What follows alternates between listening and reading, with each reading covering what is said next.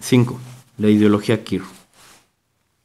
No podremos empezar este apartado sin responder antes a una pregunta que surge del propio subtítulo.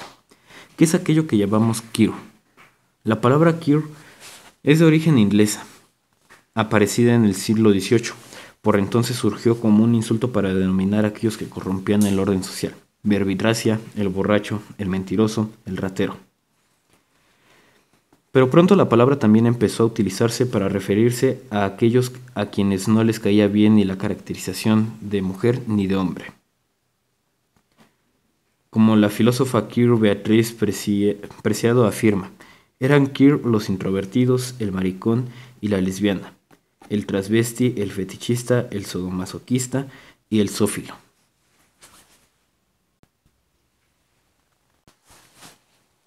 Pero aquello que en sus inicios fue un insulto, a partir de mediados de los años 80 del siglo XX, fue apropiado políticamente por sus mismos a quienes se pretendía injuriar. Grupos homosexuales como Act 2 Up, Radical Führers o Lesbian Avengers empezaron a utilizar la palabra queer como autodenominación y pronto la etiqueta hizo furor al interior de este tipo de agrupaciones. El insultado tomaba con orgullo el insulto y se lo aplicaba, desafiantemente, a sí mismo neutralizando y luego invirtiendo la carga valorativa del mismo. Se dice que lo queer es parte de un movimiento posidentitario, es decir, de un movimiento que pone en cuestión todo tipo de identidad, de modo que lo queer sería inclasificable dentro de las categorías de hombre, mujer, gay, lesbiana. Al contrario, lo queer rechaza el plano que existía algo como un hombre, una mujer, un gay o una lesbiana. De ahí la citada Preciado afirme que ser marica no basta para ser queer, es necesario someter su propia identidad a crítica. Sin embargo, lo queer no es solo un movimiento político, también se ha convertido en una corriente teórica que ha ingresado con toda su fuerza en la vida académica, copando universidades y centros de estudios en todo el mundo. En Estados Unidos, la primera universidad que contribuyó al desarrollo de esta teoría fue la Universidad de Columbia, a la que le siguió el Centro de Estudios de Lesbianas y Gays a la Universidad de la Ciudad de Nueva York. Hoy día esta institución cuenta con el Centro de Estudiantes Lesbianas, Gays, Transgénero y Queer. Encontramos en este país también revistas académicas que han impulsado la temática, como The Journal of Sex Reach, Journal of Homosexuality, Journal of the History of Sexuality, a Journal of Lesbian and Gay Studies. ¿Recuerdan al lector las confesiones del ex agente de la KGB, Yuri Bezmenov, respecto de la importancia de irrumpir en el mundo académico de Occidente como forma de desmoralizar y alientar generaciones enteras? En Canadá también es muy fuerte la presencia de los queer en las universidades. La Universidad de Toronto, por ejemplo, tiene un programa llamado Orientación Queer, dependiente de la Oficina de Diversidad Sexual y de Género. En este país podemos encontrar revistas como la Journal of Queer Studies in Education. En Europa, por su parte, la institución pionera en estos estudios fue la Universidad de Utrecht, cita en los Países Bajos, con su departamento de estudios interdisciplinarios gays y lesbianos, que además edita el Forum Homosexualität und Literatur. En América Latina, la Universidad Nacional Autónoma de México tiene un programa universitario de estudios de género, donde se ha prestado atención a la temática. Y en Argentina podemos encontrar otras tantas instituciones de la vida académica, como el Grupo de Estudios sobre Sexualidades de la Universidad de Buenos Aires, o el Centro de Estudios Queer de la Universidad Nacional del Río Cuarto, Córdoba. Hay un término en inglés que los movimientos queer han adoptado para referirse a todo esto: queering, the academy, que serían algo así como desestabilizar o subvertir la academia. Si bien puede señalarse a la filósofa lesbiana Judith Butler como la referencia intelectual por excelencia de la ideología queer, en el pensamiento de la filósofa feminista también lesbiana Monique Wittig Encontramos sólidos antecedentes que nos obligan a mencionarla, aunque sea brevemente. En efecto, su producción intelectual temporalmente ubicada sobre todo en la década de los 80 empieza ya a cuestionar la existencia del sexo y genera un puente bastante sólido entre el feminismo y los movimientos que, sin contener mujeres, tienen su eje en la cuestión de género. Una de sus ideas fundamentales es que la opresión de la mujer y la opresión de la homosexualidad son efectos de la misma causa de un régimen político que de homosexualidad obligatoria. Así, en su ensayo La categoría de sexo, nos dirá que la categoría de sexo es el producto de la sociedad homosexual que impone a las mujeres la obligación absoluta de reproducir la especie, es decir, reproducir la sociedad heterosexual. Curiosa falacia la que la escritora francesa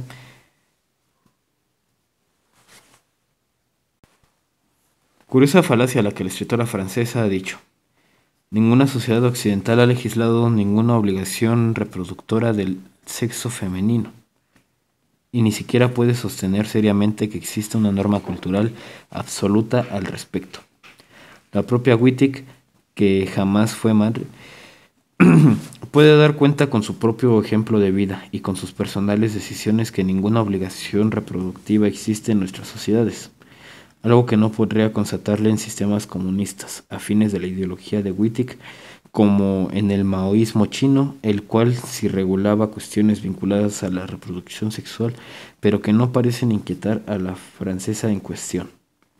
En todo caso, es la disculpen, la biología la que dicta las condiciones bajo las cuales la humanidad en cuanto tal puede ser reproducida, y de aquella se deriva la categoría de sexo que Wittig endilga falazmente a la política. Pero lo que nos interesa de Wittig son, sobre todo, sus ideas sobre cómo subvertir el orden establecido, y acá rastreemos lo queer de su pensamiento. Disculpen. En pocas palabras, su propuesta consiste en destruir al hombre y a la mujer como tales. ¿Cómo? El lesbianismo tendría aquí un rol central. Por su sola existencia, una sociedad lesbiana destruye el hecho artificial, social, que constituye a las mujeres como un ropo natural. Tal como Wittig nos dice, la lesbiana no es una mujer, es una subjetividad que rompe el binarismo, que mostraría que no hay siquiera sexo femenino. En efecto, Wittig entiende que rechazar convertirse en heterosexual o mantenerse como tal ha significado siempre, consistentemente o no, negarse a convertirse en una mujer o en un hombre. Para una lesbiana esto va más lejos que el mero rechazo del papel de mujer, es el rechazo del poder económico, ideológico y político de un hombre. El giro de Wittig es llamativo. Representa un feminismo cuyo objeto es paradójicamente destruir a la mujer, tal como ella misma lo reconoce de forma explícita. Nuestra supervivencia exige que nos dediquemos con todas nuestras fuerzas a destruir esa clase, las mujeres, con la cual los hombres se apropian de ellas. Y esto solo puede lograrse por medio de la destrucción de la heterosexualidad, como un sistema social basado en la opresión de las mujeres por los hombres.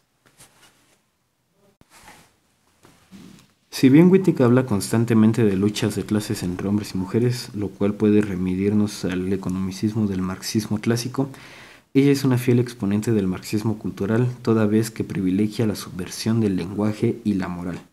En su ensayo, El pensamiento heterosexual, nos dice que la transformación de las relaciones económicas no basta.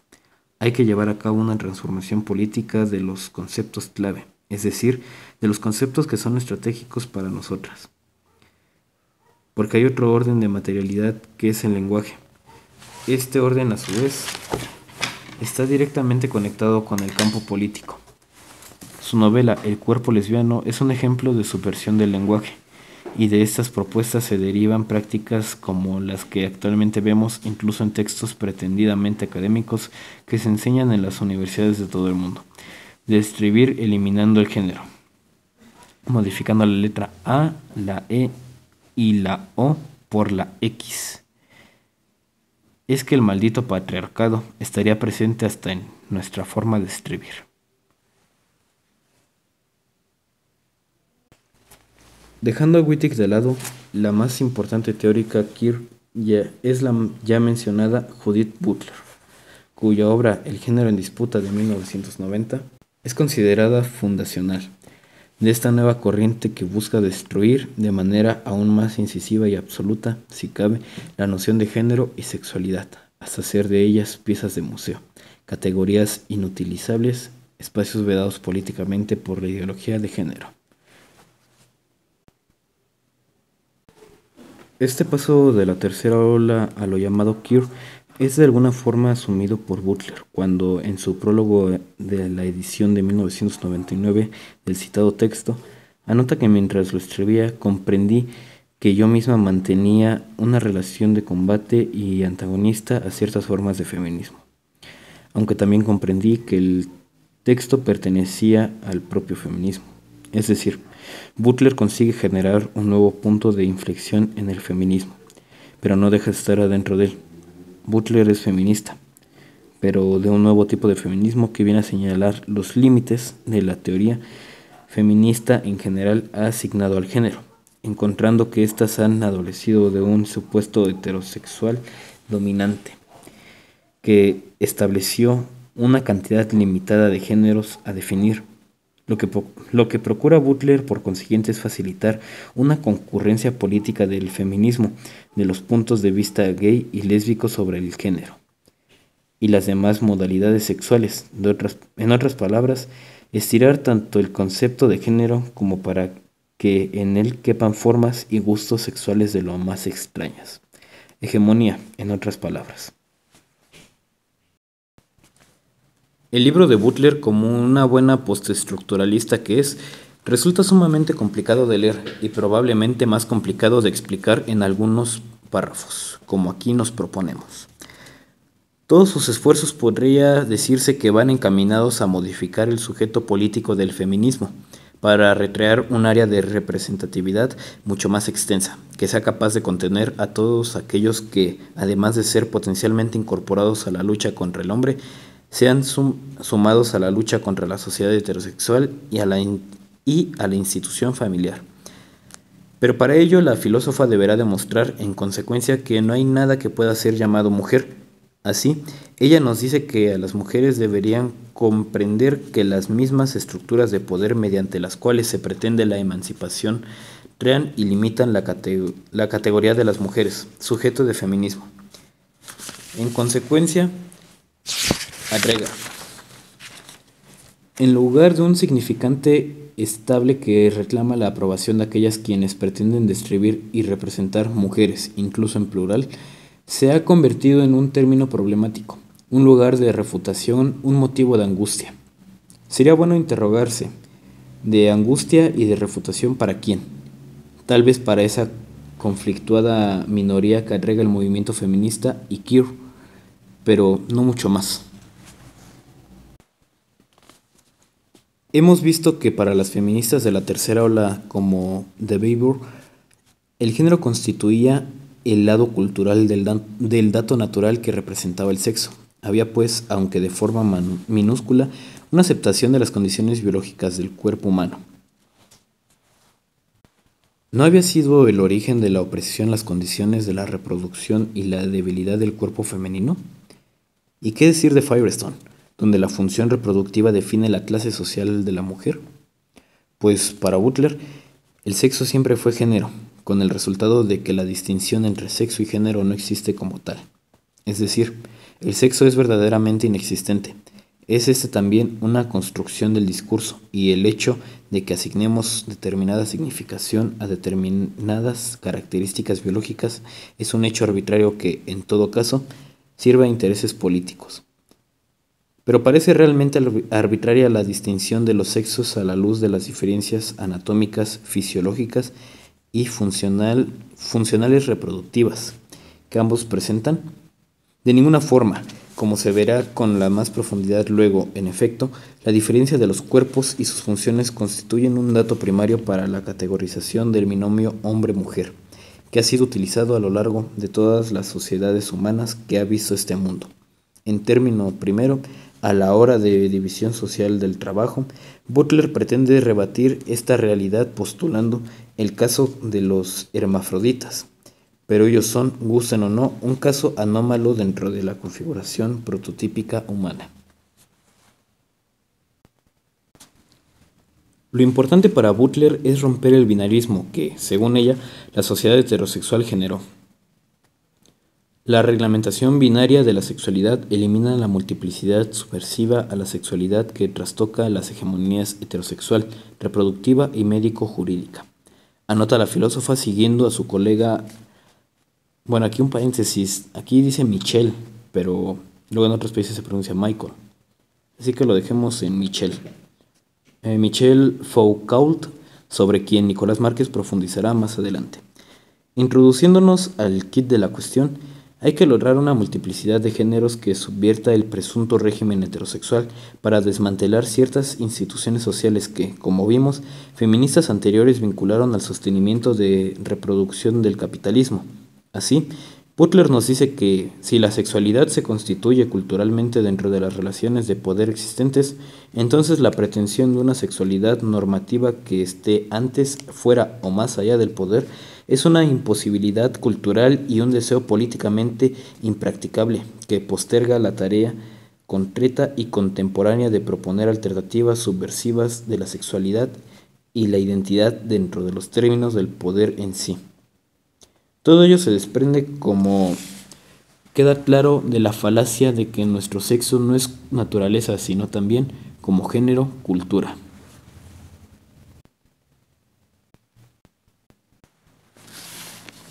¿Y por qué la filósofa Keir nos plantea esta necesidad de destruir, desarmar, incluso la categoría mujer, tan cara al feminismo? Pues por las necesidades mismas de la batalla cultural que ella misma de forma explícita reconoce. Si lo que aparece como fin normativo de la teoría feminista es la vida del cuerpo más allá de la ley o de la recuperación del cuerpo antes de la ley, esto quiere decir la mujer como naturaleza, tal norma realmente aleja el centro de atención de la teoría feminista de los términos específicos de la batalla cultural contemporánea. Una batalla cultural, para Butler, es entonces aquella que busca aniquilar cualquier consideración de una naturaleza propiamente humana. Una vez más, recuerda el lector lo que advertía Mises en los años 20 sobre el socialismo y la destrucción de la naturaleza. Butler pretende entonces la emergencia múltiple de géneros que rompan la coherencia existente entre el sexo y el género y el deseo. Disculpen, el sexo, el género y el deseo. Ellos serían los sujetos queer, aquellos cuyo cuerpo no tiene nada que ver con su género, ni con su deseo. Podríamos poner como ejemplo el caso de un hombre que se cree mujer y desea mantener relaciones sexuales con menores de edad. Sexo, género y deseo correrían esta forma por carriles distintos. Así se enfrentan las ficciones reguladoras que refuerzan y naturalizan los regímenes los regímenes de poder convergentes con la opresión masculina y la heterosexista. Entre esta multiplicidad de deseos tiene lugar también el caso del incesto. En efecto, estas reivindicaciones se ponen también de manifiesto en la obra de Butler. Ya hemos descrito los tabús del incesto y el tabú anterior contra la heterosexualidad como los momentos generativos de la identidad de género. Las prohibiciones que generan la identidad sobre las rejillas culturalmente inteligibles de una heterosexualidad idealizada y obligatoria. Volvemos, pues, a los mismos objetivos que la izquierda planteó para el feminismo en las dos olas anteriores: destrucción de la familia y el matrimonio como forma de derrumbar la superestructura que sostiene el capitalismo, pero ahora con una vuelta de tuerca más, aniquilando la misma concepción de mujer. Y para aniquilar el sexo, hay también que aniquilar incluso la idea de una identidad de género, pues ésta brindaría al sexo una aureola de naturalidad precisamente como su contraparte cultural.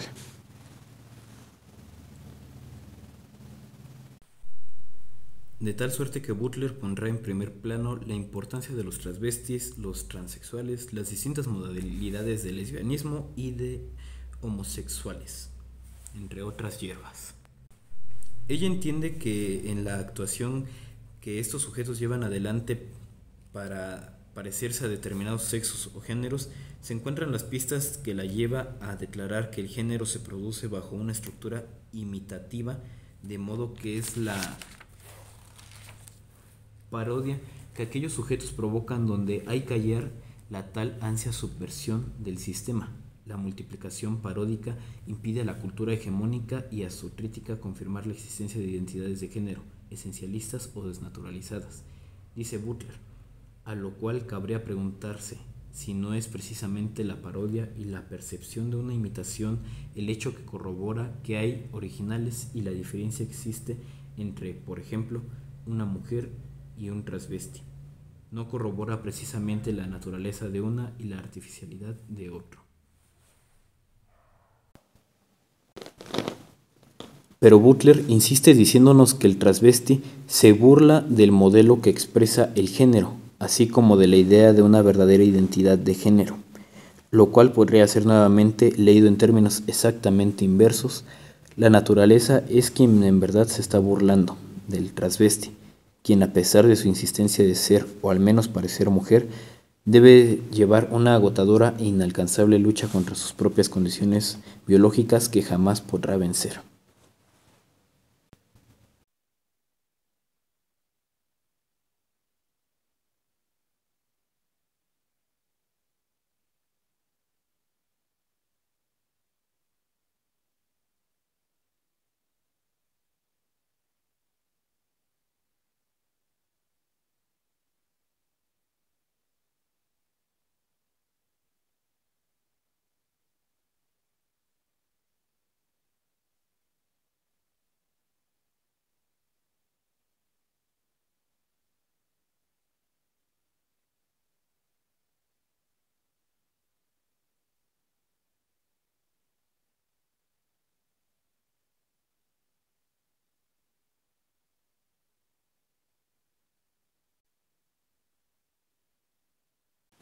Hola. El fin al que conduce la estrategia butleriana queda plasmado con la conclusión del libro. La pérdida de las reglas del género multiplicaría diversas configuraciones de género, desestabilizaría la identidad sustantiva y privaría a las narraciones naturalizadoras de la heterosexualidad obligatoria de sus protagonistas esenciales, hombre y mujer. En otras palabras, el objetivo consiste en la destrucción sexual del hombre y la mujer como productos de la heterosexualidad, la cual es, curiosamente, la forma de vinculación sexual que permite la conservación de nuestra especie. No es verdaderamente autodestructiva no ya del sujeto, sino de la humanidad como tal, la propuesta teórica del feminismo queer. Antes de continuar con la evolución de este pensamiento de la mano de ideólogos posteriores y su correlato en la práctica, nos detendremos un momento a pensar sobre lo fundamental de la propuesta teórica de Butler, esto es, la idea de que el sexo siempre fue género. Al respecto, el investigador del Centro de Estudios Libre, Fernando Romero, ha escrito un brillante ensayo donde contesta aquel argumento. En Butler hay una evasión total, como ya hemos dicho, de las condiciones biológicas de la existencia. Se nos presenta al sujeto suspendido en la nada misma, como un semidios que se hace a sí mismo, que es portador de condiciones que nada tienen que ver con su marco natural, distinto de lo que su propia cultura le impone. Romero acusa los argumentos butlerianos de monistas, precisamente por este reduccionismo manifiesto, y así nos explica. El sexo en la biología se corresponde con la capacidad de entes biológicos para generar gametos a través de los cuales se combinan caracteres genéticos mediante la reproducción sexual. Esta forma de reproducción se da en el reino animal, pero también en los reinos plantae, o sea, el vegetal, fungi, o sea, hongos, e incluso en algunos protozoos, bacterias.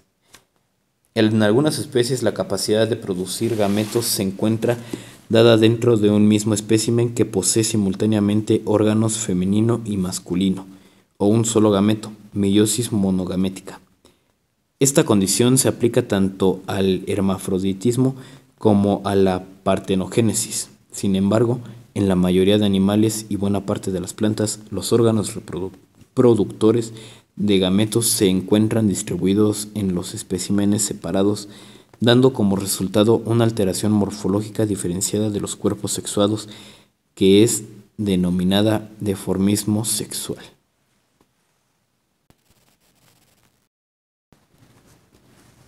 Así las cosas. Las diferencias estructurales, anatómicas y fisiológicas de las especies que se caracterizan por el dimorfismo sexual son siempre constatables y en algunos casos realmente llamativas.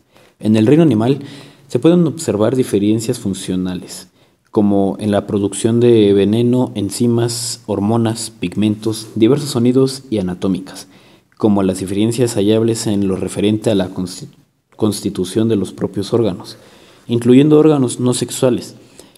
En esas especies dentro de las cuales podemos ubicar al propio hombre, los dos sexos producen distintos componentes químicos y cuentan con órganos sexuales anatómica y fisiológicamente diferenciados, diseñados para que, al complementarse, puedan generar una nueva vida. Muchísimas especies animales no humanas incluso han desarrollado diferencias etológicas, es decir, diferenciadas formas de comportamientos entre los sexos, que conducen y posibilitan el acto del apareamiento, sonidos, modos de caminar, danzas, performance, etc. A la luz de esta realidad y considerando que para Butler el sexo es otro producto más del discurso heteronormativo, Romero se pregunta: ¿cómo se explicaría desde una postura lingüística las diferencias sexuales en organismos carentes de lenguaje?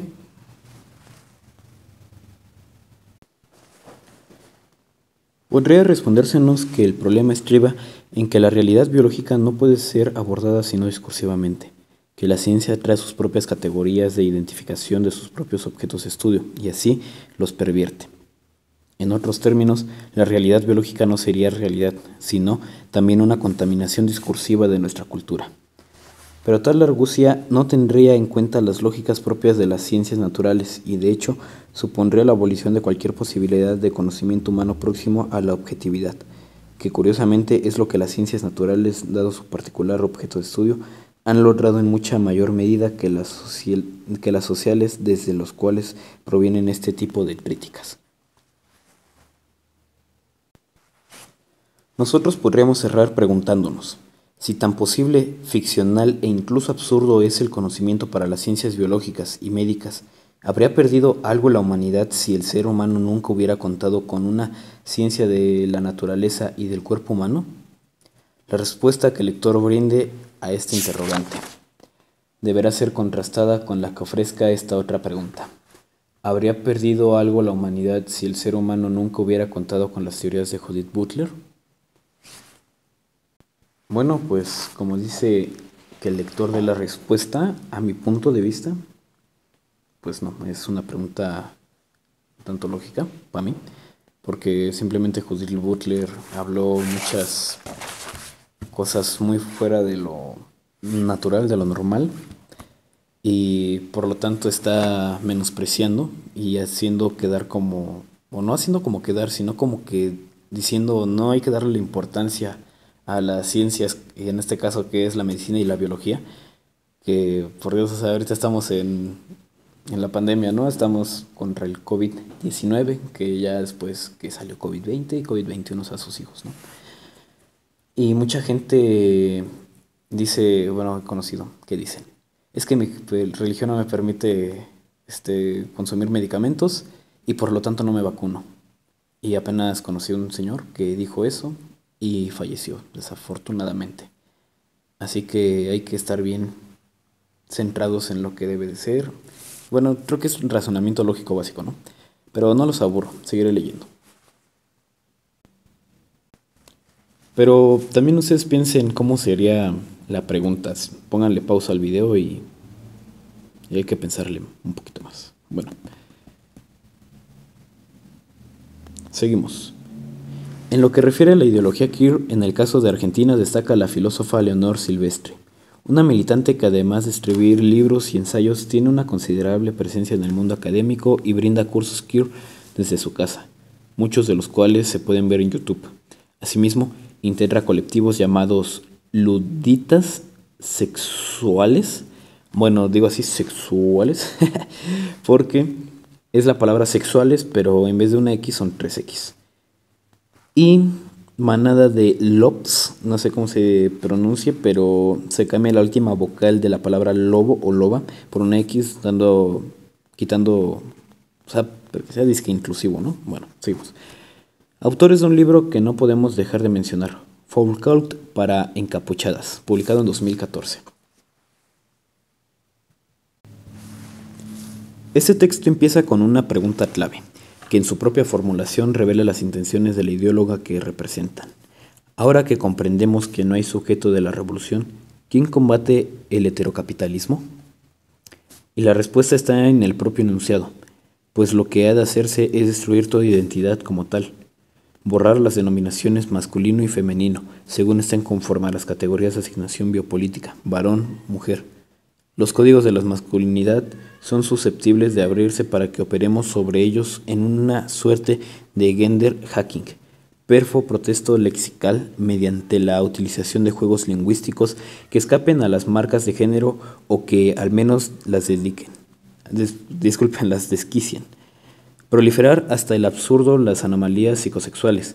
Lo que debe lograrse es invalidar el sistema heteronormativo de producción humana y de las formas de parentesco, siempre a priori heteronormales, por medio de destruir las prácticas tales como el matrimonio y todos sus sucedáneos.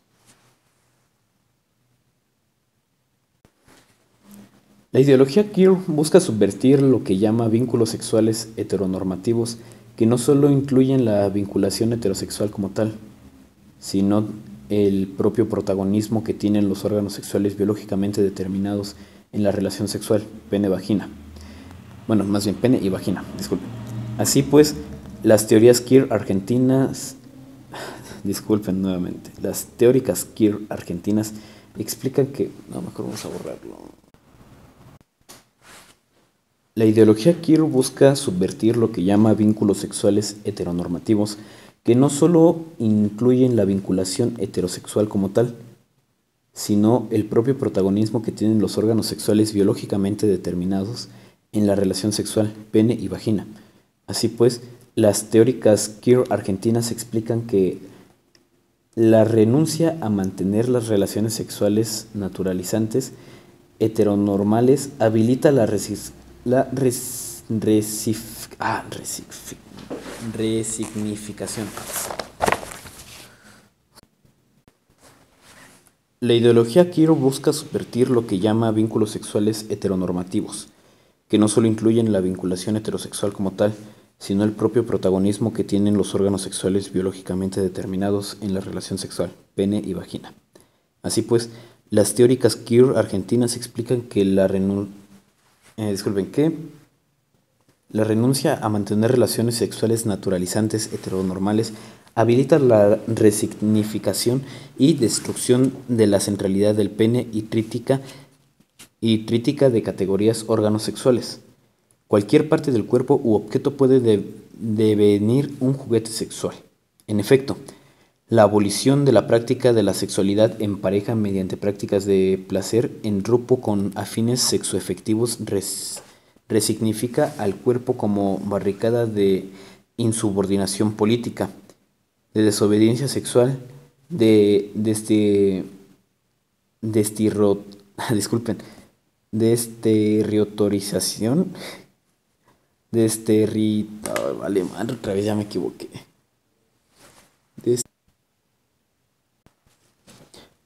La ideología queer busca subvertir lo que llama vínculos sexuales heteronormativos, que no solo incluyen la vinculación heterosexual como tal, sino el propio protagonismo que tienen los órganos sexuales biológicamente determinados en la relación sexual, pene y vagina. Así pues, las teóricas queer argentinas explican que la renuncia a mantener relaciones sexuales naturalizantes heteronormales habilita la resignificación y destrucción de la centralidad del pene y critica las categorías órganos sexuales. Cualquier parte del cuerpo u objeto puede devenir un juguete sexual. En efecto, la abolición de la práctica de la sexualidad en pareja mediante prácticas de placer en grupos con afines sexoafectivos resignifica el cuerpo como barricada de insubordinación política, de desobediencia sexual, de otra vez disculpen, desterritorialización de la sexualidad heteronormativa, sus regímenes disciplinarios naturalizados y sus formas de subjetivación para la subsecuente creación de espacios de afinidad antigénero y antihumanos. Destruir hasta el cimiento la heterosexualidad como régimen político. Ese es nuestro destino. Todo esto amerita una traducción. Lo que se nos quiere decir, entre tanto palabrerío, es renunciar a las relaciones heterosexuales evitaría la naturalización de este vínculo, es decir, evitaría que dada su reiteración aparezca como algo propio del orden natural. Pero no solo la relación heterosexual debe ser sometida a esta subversión, sino el propio uso de órganos sexuales en el marco de las relaciones sexuales hasta el punto de también desnaturalizarlos como tales. El odio que está escrito en este texto es llamativo. No solo odio a los heterosexuales, sino al hombre y a la humanidad en términos generales. Las dosis de violencia que se incorporan en las páginas son de alta tensión. He aquí algunos pasajes que pueden ilustrar al lector. Sin nombre, sin prestigios, sin pasaportes, sin familias, experimentamos el sabor de la molotov, de la nafta, el humo de la goma quemada cortando el puente y abriendo el camino como quien experimenta un maracuyá, un mango o un fisting. Práctica sexual de introducir el puño en el ano. Ay, guacala. Recuerdo del 2018 de los memes, para quienes lo recuerden. El mundo les pertenece a los héteros que alardean esa libertad de nuestras caras. ¿Por qué tienen que venir a nuestros cumpleaños, nuestras fiestas, nuestros rituales, nuestras marchas, nuestras ceremonias? No queremos tolerarlos, ni deseamos su asquerosa dádiva gay friendly llamada apoyo, integración, respeto, diversidad. No queremos sus leyes antidiscriminación. No los queremos a ellos. El mundo les pertenece a los héteros y estamos en guerra contra su régimen. Esto es apología de la violencia. Vamos a devolver el ataque. Vamos a combatir al enemigo con nuestra violencia. El mundo les pertenece a los héteros y no lo cederemos voluntariamente. Habremos de tomarlo por la fuerza. Habremos de formarles el culo. A ver si no nos censuran por esto. Para que lo abran.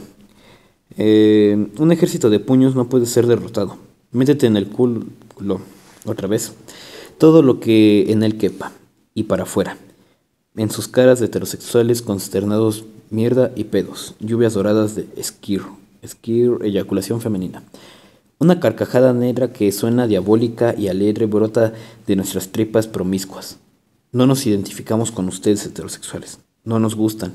Los despreciamos. Ustedes son el despreciable desperdicio del capitalismo que impulsan. Con mucha gente alegría afirmamos que no tendremos hijos.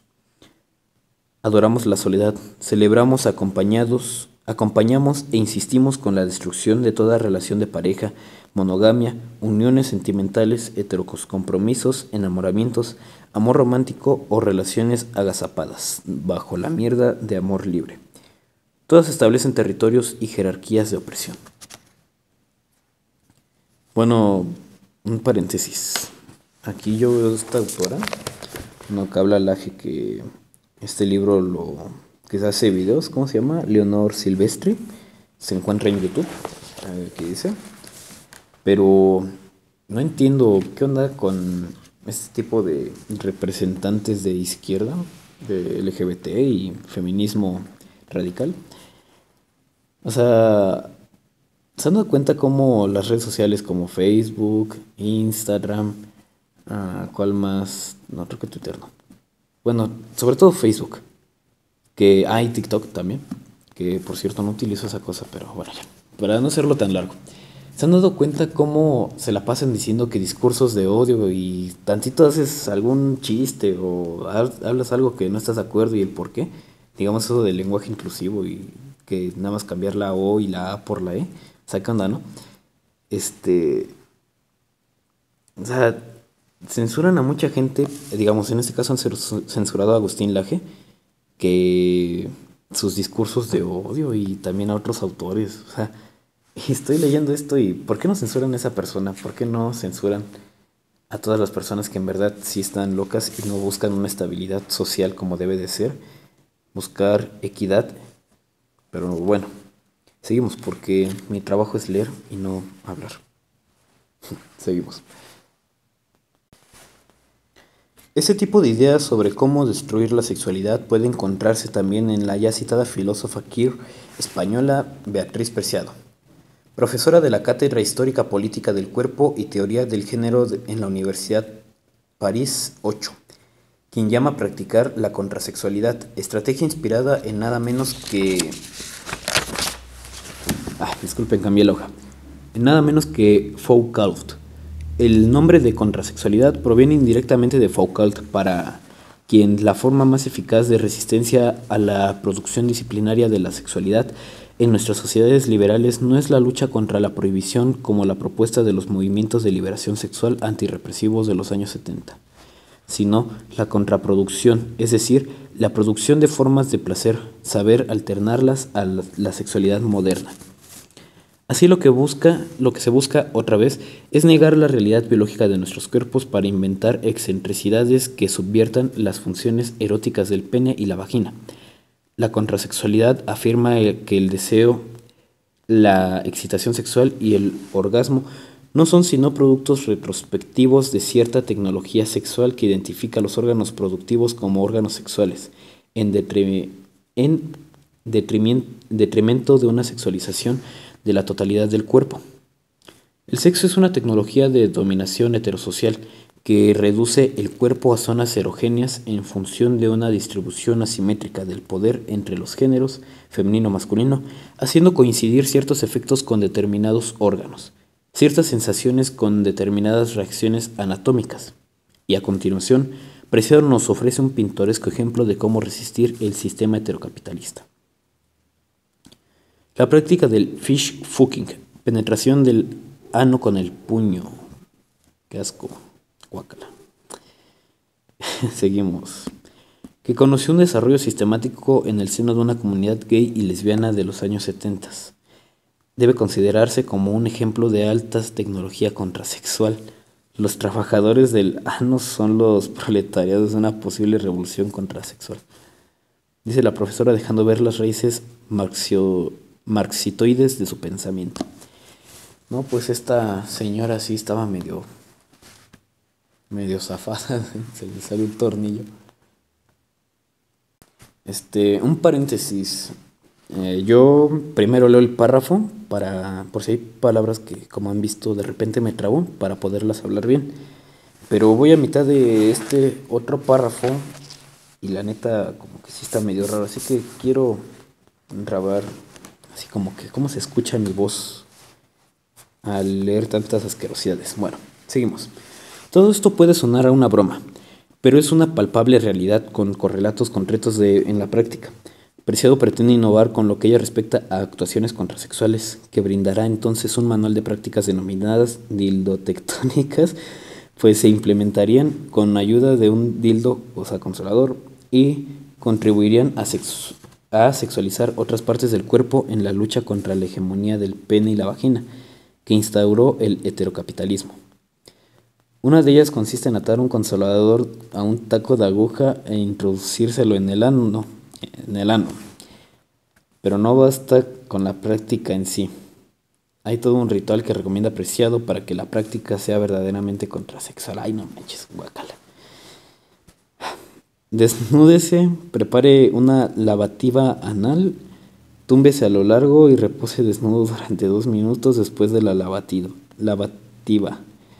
Levántese y repita en voz alta: dedico el placer de mi ano a todas las personas portadoras de VIH. No manches, ¿qué onda?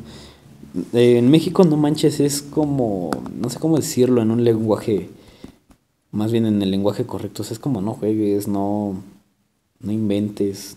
No sé si en Latinoamérica también utilicen, bueno, en otros países de Latinoamérica también utilizan ese tipo de coloquialismos. Bueno, aquellos que ya sean portadores del virus podrán dedicar el placer a sus sanos y a sus propios sanos y a la abertura de los sanos de los seres queridos. Póngase un par de zapatos con tacón de aguja y ate los dildos con cordones a los tobillos y a los zapatos. Prepare su ano para la penetración con un lubricante adecuado. Túmbese en un sillón e intente darse por el culo con cada dildo. Utilice su mano para que el dildo penetre su ano. Cada vez que el dildo salga de su ano, ya no quiero leer esto. Grite no, grite su contranombre viciosamente. ¿Cuál es el contranombre? Ya no quiero leer. Guácala. A ver, dice, por ejemplo, Julia. Ay, güey, perdón. Después de 7 minutos de autodildaje, emite un rito estridente para simular un orgasmo violento. La simulación del orgasmo se mantendrá durante 10 segundos. A continuación, la respiración será más lenta y profunda. Las piernas y el ano quedarán totalmente relajados. Pues espero que alguien no piense hacer esto porque casco. Tomaré un descanso. Nos escuchamos en 2 segundos más. Notemos lo siguiente. La profesora universitaria debe recurrir a la simulación del orgasmo, pues en virtud de la naturaleza biológica y siguiendo este absurdo procedimiento, difícilmente aquel sea obtenido de manera real. Exactamente lo mismo debe prescribir cuando recomienda masturbarse el brazo con un consolador. La duración total debe de controlarse con la ayuda de un cronómetro que indicaría el final del placer y el apogeo orgásmico. La simulación del orgasmo se mantendría durante 10 segundos y después la respiración será más lenta y profunda. Los brazos y el cuello quedarán totalmente relajados. Y al mismo recurso de simulación debe recurrir una y otra vez. En cada una de las prácticas propuestas, pues no otra acción que el fingir puede surgir de un acto que no va acompañado por las reglas que nuestro cuerpo natural establece.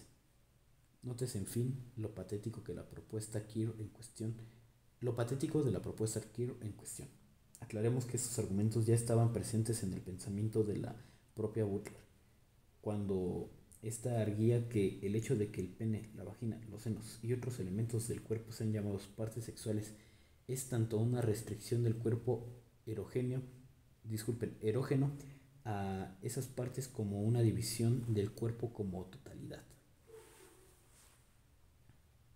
Yo creo que ya los cansé con los paréntesis, pero tengo que hablar, disculpen, pero les tengo que decir que en este párrafo hay palabras que la verdad no estoy acostumbrado a hablarlas y me voy a trabar un poquito, así que sigamos. Aunque parezca ridículo tener que detenernos a demostrar que hay naturaleza tras la designación del pene y la vagina como órganos sexuales y erógenos, veamos rápidamente los datos que nos brinda la anatomía del cuerpo humano. En el caso de la vagina, la sensibilidad que se halla en esta zona es extrema. Allí, el nervio pudendo, ramo de plexo sacro, recoge y conduce las impresiones sensativas a través del nervio dorsal del clítoris y de los labios vaginales mayores. Asimismo, los nervios vasomotores acompañan a las arterias que, en el marco de la excitación, irrigan las formaciones eréctiles. Se sabe que la vagina contiene más de 8.000 terminaciones nerviosas. Durante el orgasmo femenino, los músculos perineales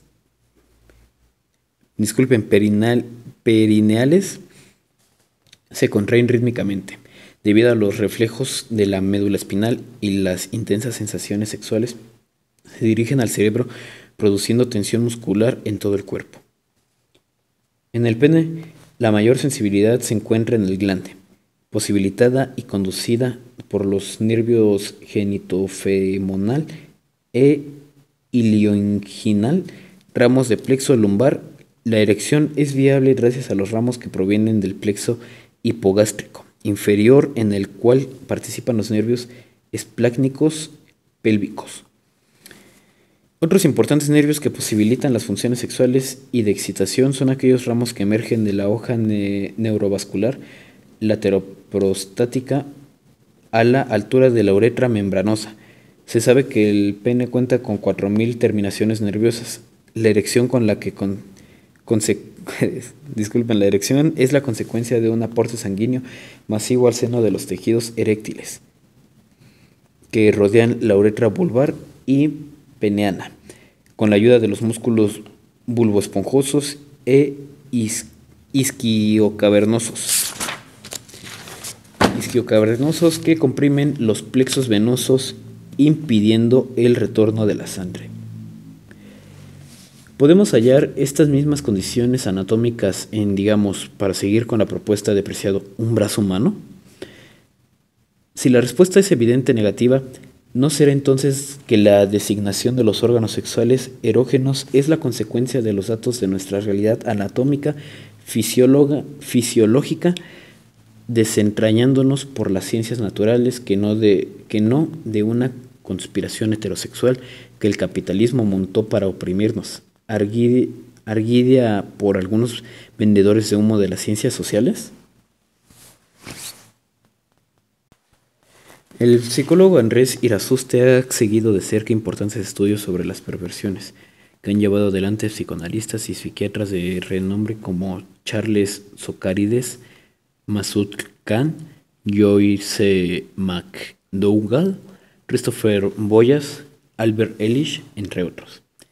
Irazuste entiende que prácticas sexuales como aquí mencionadas constituyen perversiones, en tanto que quienes las practican se relacionan con el otro como objetos transicionales. El otro ya no es alguien con quien se haga el amor por deseo, es un objeto al que se lo inviste de una sádica voluntad, o es una parcialidad susceptible de llenar pulsiones parciales, un ano que anule el dique de la sexualidad limpia y decorosa, un cuerpo dado de excremento o comedor de excremento, un recipiente de esperma, una piel, superficie a la cual flagear para hacer sangrar, para ser mordida, incluso comida, un cuerpo con el cual practicar la masturbación letal o el coito con ahorcamiento y asfixia. Solo bajo los marcos ideológicos que estamos describiendo puede leerse el fenómeno del llamado posporno, que desembarcó en muchos países de América Latina y cuyas performances incluso han sido presentadas en instituciones académicas, como la Facultad de Ciencias Sociales de la Universidad de Buenos Aires. Ante la complicidad o asentimiento de las autoridades, las militantes feministas practicaron en aquella oportunidad, julio del año 2015, rituales sadomasoquistas en los pasillos públicos de la facultad y otras prácticas que Preciado consideraría contrasexuales. Como nota de color, la izquierda más ortodoxa y retrógrada desaprobó la presunta performance artística, porque dejaron excremento y orina humano en los espacios públicos, guácala, dado que incluyeron prácticas coprofílicas en un mentado show. Los medios de comunicación estuvieron analizando y discutiendo los hechos durante 2 días enteros, siendo la pusilanimidad expresó arquetípica de la dictadura de género y de lo políticamente correcto, lo que caracterizó las reflexiones de los bienpensantes periodistas que dejaban entrever su temor por resultar anticuados en sus consideraciones.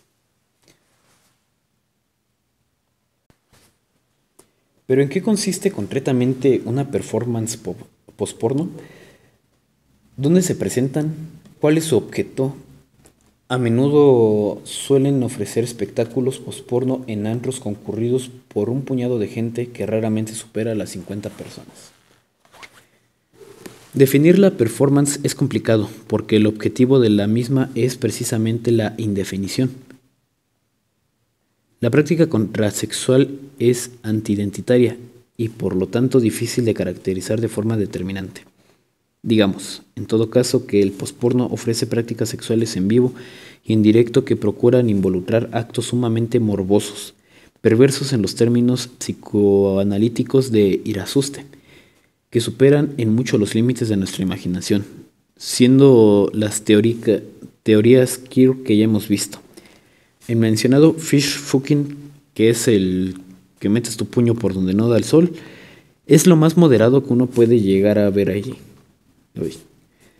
Lo que más suele excitar al público queer es el involucramiento de excremento y orina de las relaciones sexuales y, por supuesto, el llamado skirting, la eyaculación femenina, al cual se le da un significado político igualitario.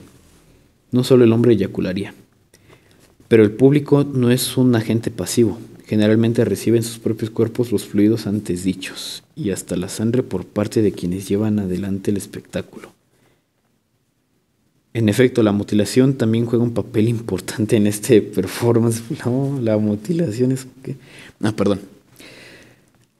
Hay uno particularmente llamativo que tuve que ver para esta investigación, en el cual la teórica queer Diana Torres, autora del libro Pornoterrorismo, se traspasaba 6 agujas en su cara mientras practicaba actos de masturbación. Cabe agregar, no obstante, que el espectáculo no se reproduce a lo que acontece en el escenario. Mientras la performance se desarrolla, todos los sentidos son atacados al mismo tiempo. Para una pantalla gigante que al fondo todo suele reproducir videos de mutilaciones humanas y abortos. Por una lectora de poesía postmoderna y por piezas de música llamada atonal, carente de ritmo, armonía y melodía, que, vaya casualidad, era considerada por teóricos de la escuela de Frankfurt como portada de efectos revolucionarios. No, estas personas sí estaban medio mal.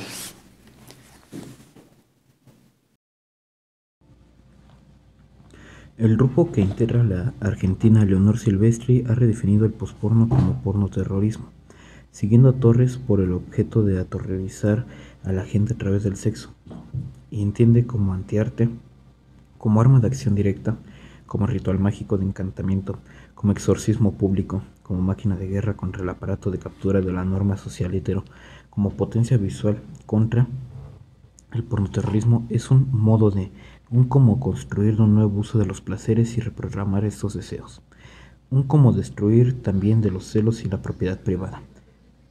El pornoterrorismo es una forma de insurgencia, divergencia contra hegemonía, subversión, una insurrección sexual y una objeción de género.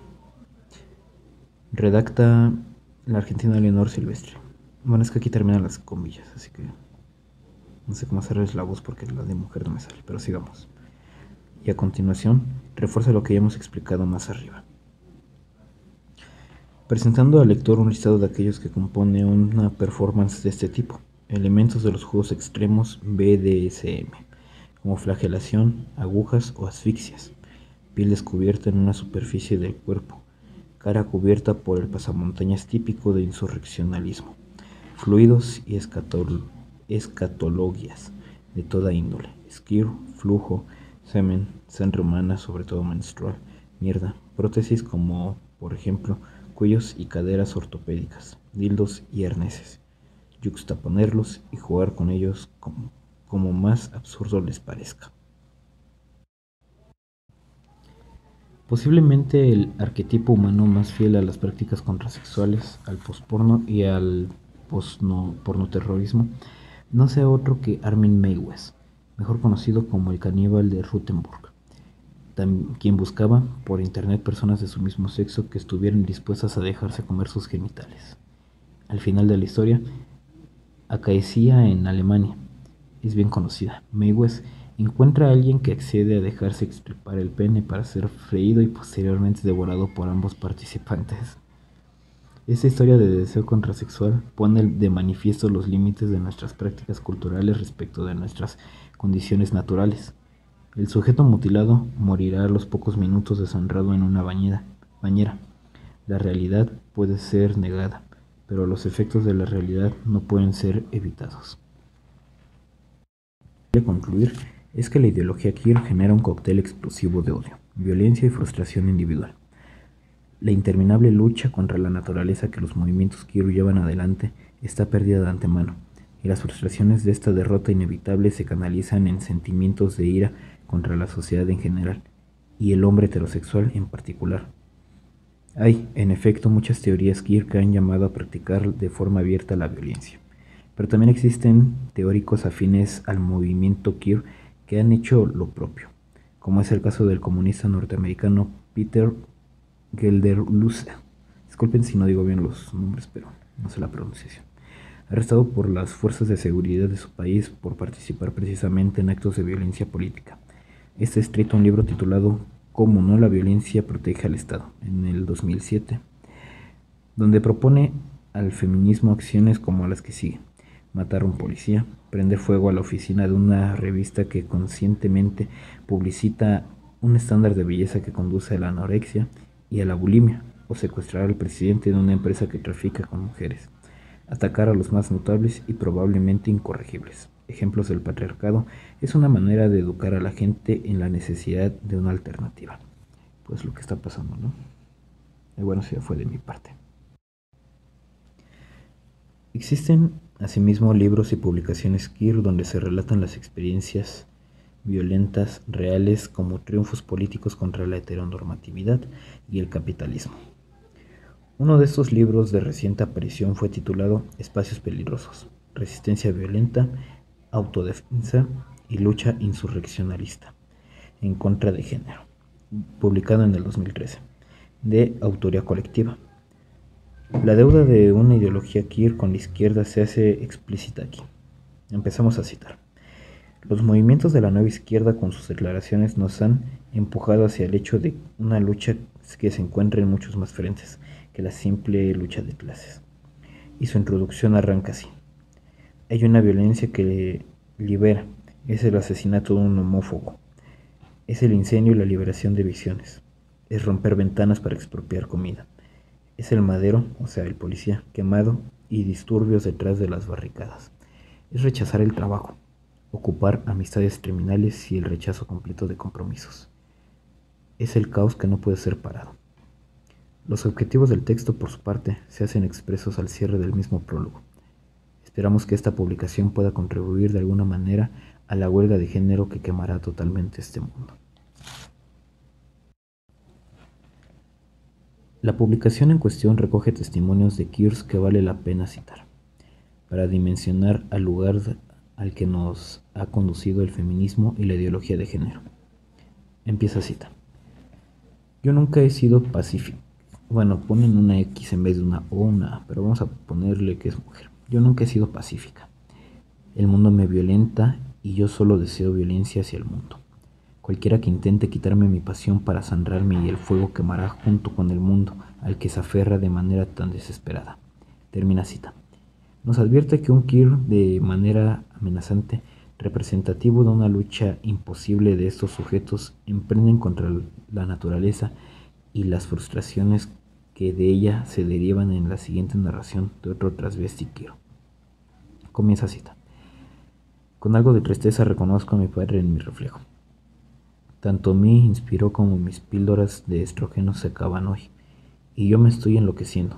Probablemente iban a llegar el lunes, pero quizás se han perdido en correos.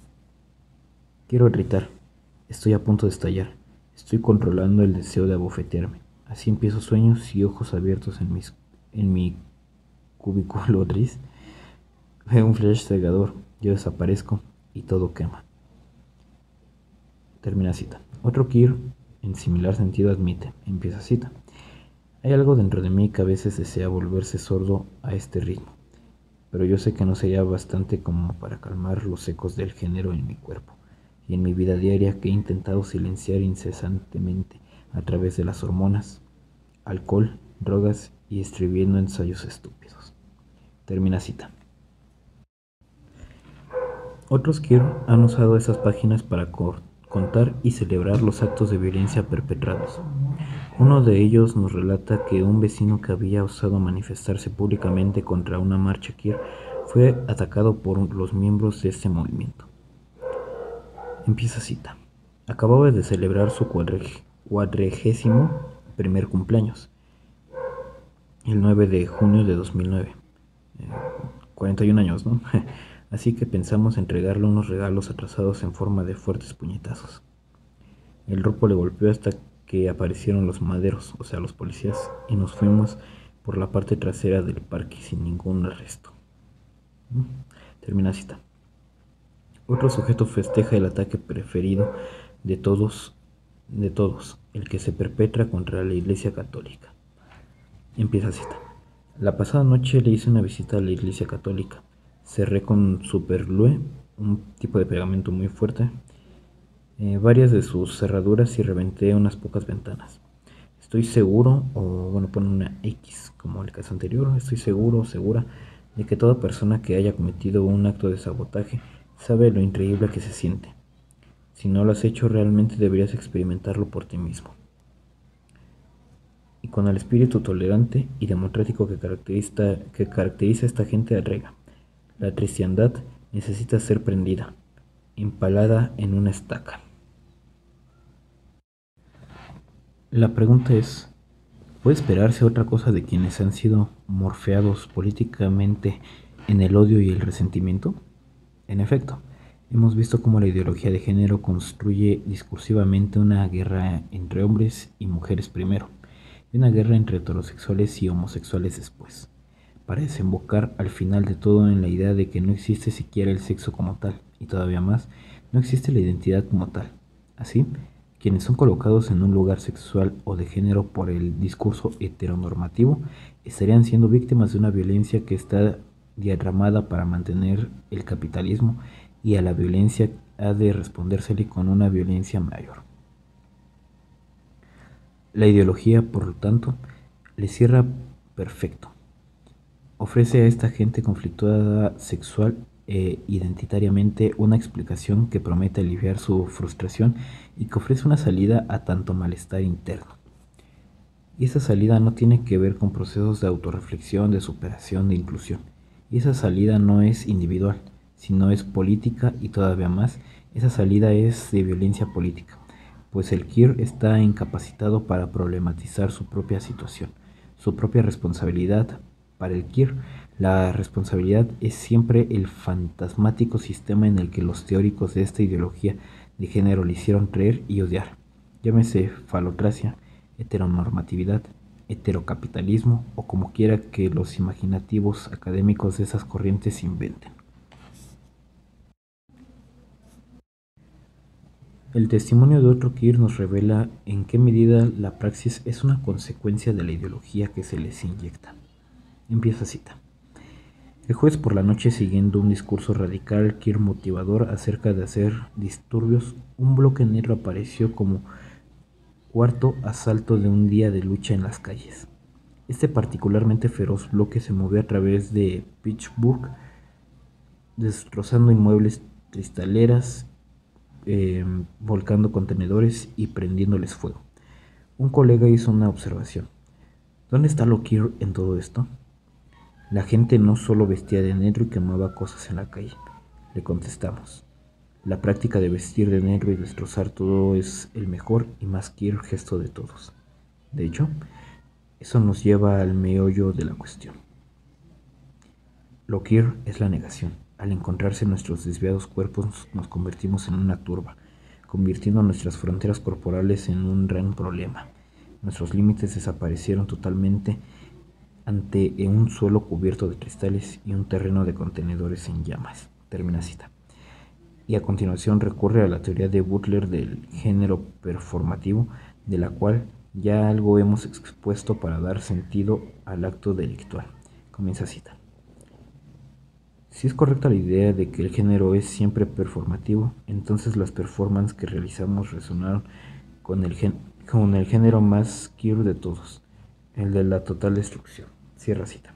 Ante los destrozos queer en la ciudad, un vecino pretendió detenerlos, pero, sigue cita, antes de que pudiera darse cuenta de su horror, recreamos una escena particularmente sádica y a sangre fría sobre el idiota.